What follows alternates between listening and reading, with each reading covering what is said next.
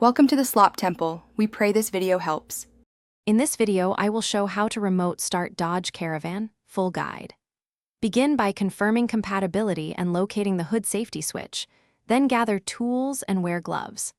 I will guide you through wiring basics, relay placement, and safety checks, and show how to pair fobs and test the system step by step so you can complete the job confidently and avoid common mistakes. Start by identifying ignition and accessory wires with a multimeter, then label each connection for clarity and safety.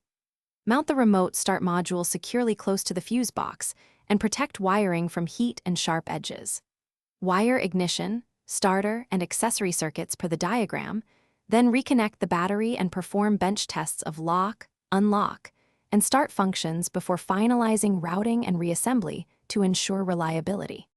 Program the key fob by using the Caravan's programming mode or the module's learning procedure and follow indicators carefully. Test lock, unlock, trunk release, and remote start functions at different distances to verify range and consistency.